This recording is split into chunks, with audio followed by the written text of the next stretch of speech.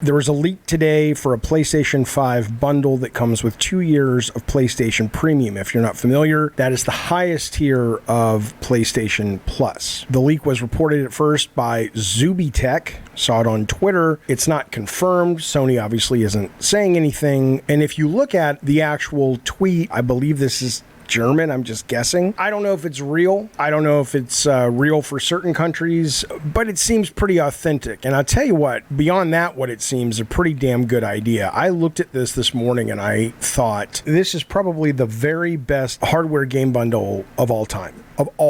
And I was there at the beginning, man. I saw Atari pack in Combat, Nintendo pack in Super Mario, Sonic came with the Sega Genesis. I get it. There's never been a deal as good as this.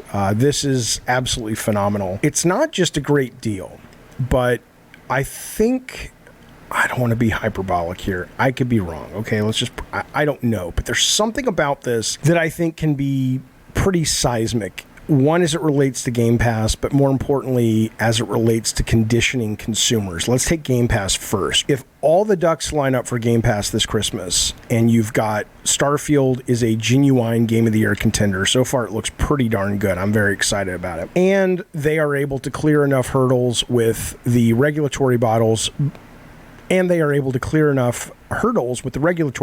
that remain for them to be able to announce, if not totally close, the Activision Blizzard deal. They go into Christmas with Call of Duty, possibly the new Call of Duty on Game Pass for, quote, free. Diablo, which is riding high right now, a whole bevy of titles. And it's a pretty good message. But now for me, Xbox Game Pass is more valuable than PS Plus, only because PS Plus has more AAA games, PS Plus Premium, not only the Sony first-party stuff, but on the whole, if you look at sort of the games that they have, they're the bigger third-party games for the most part. Game Pass has some of those, but there's a lot more AA and indie games. And you also get those AA and indie games usually, or oftentimes day one, if not very quickly from when they launch at retail. So for me, a guy who plays tons of video games, I've already played pretty much all the AAA games I want to play that are on PS Plus Premium that I've ever been interested in. Guardians of the Galaxy, for example, it's been on both, but right now it's on PS Plus Premium. Well,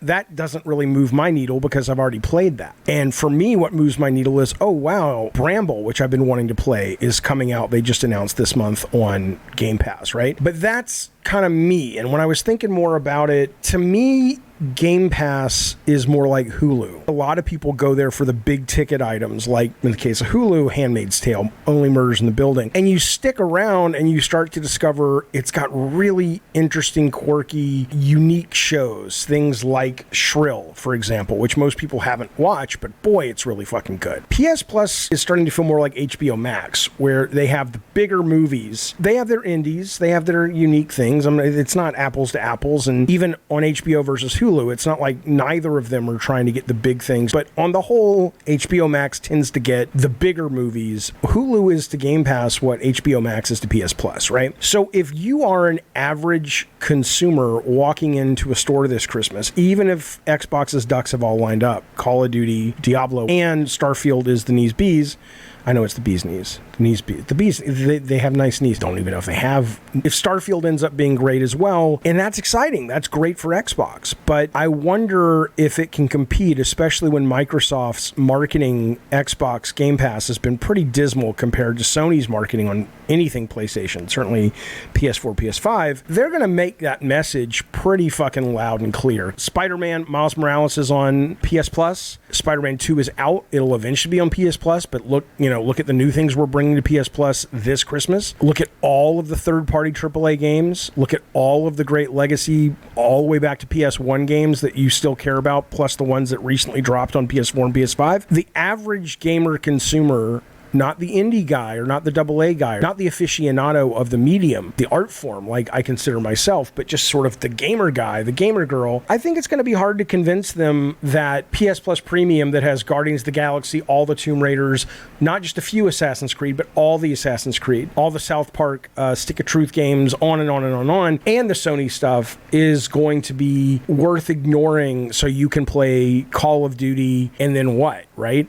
Call of Duty and Starfield, sure. But then if you go, well, what else do I get on Game Pass? It's like, well, I guess you get a lot of these indie games. You know, you get Metal Hellsinger, which is brilliant, but you know, it's not gonna sway Joe Sixpack, as my very first boss in gaming used to call the casual gen pop gamer. This is pretty smart of Sony, but on the flip side, though, this is really dangerously wonderful, because you guys know I love subscription services, but a lot of people don't like them. A lot of gamers don't like them, whatever. If this is a real bundle and the channel is now full of PS5s, they're easy to get. They're probably going to be easy to get this Christmas, or a lot easier, meaningfully easier. This bundle suddenly comes along, and we're not talking hardcore gamers, right? We're not talking gamers like you and I who demand, oh shit, Tears of the Kingdom is out, I have to play it. Or, oh shit, Final Fantasy comes out Thursday, I have to play it. Those people have hunted down and pre-ordered Xboxes and PS5s and the original Switch. They've got their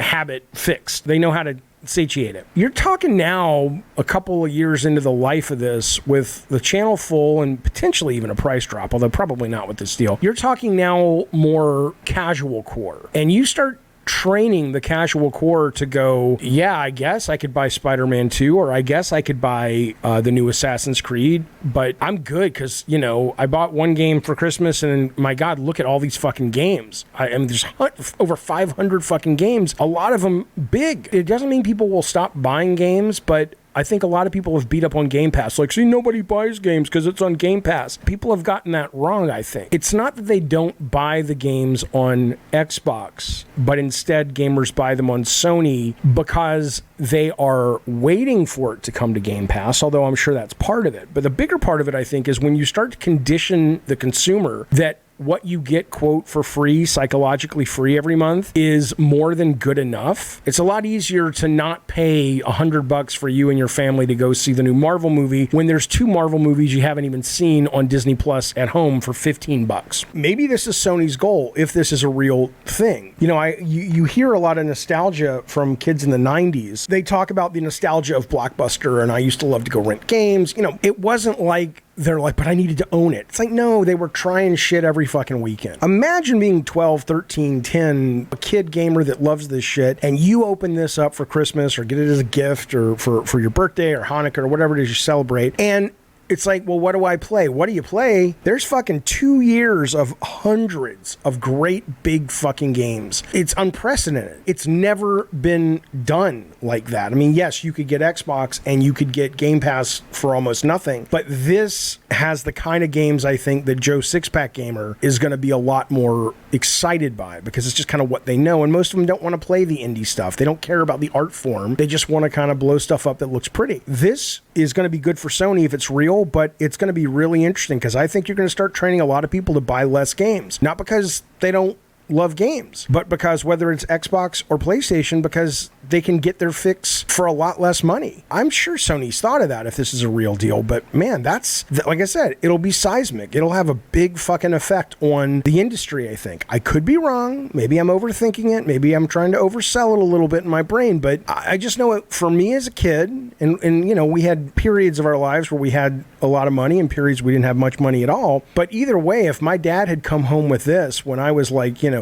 a preteen, and he said, here's this gaming box you wanted, and I opened it up, and I would just look at this. I mean, it's like a fucking buffet. It's like Willy Wonka's factory meets a Vegas buffet. How can you not lose your shit? And it's like, Mom, I want to go out and buy a game. It's like, what are you talking about? I think that impulse is going to be dampened. You're going to sell a lot less games, but we're going to start pivoting the audience clearly to subscription services and games, just like every other medium. So I think this is pretty cool. I'm eagerly awaiting a confirmation if this is a real deal. If it is, I think it's a great deal, and it's a fascinating deal. So I'm looking forward to seeing how it plays out, and I wanted to see what you thought. You think I hate those guys on the YouTube. Oh, you let me know in the comments. But you know, I mean, I genuinely am curious. Let me know in the comments, or let me know on Twitter when we're doing a live show next. Let me know, because maybe it's not as big of a deal as I think it is. But I look at this and I'm like, this changes a lot, in my opinion. Am I right? Am I wrong?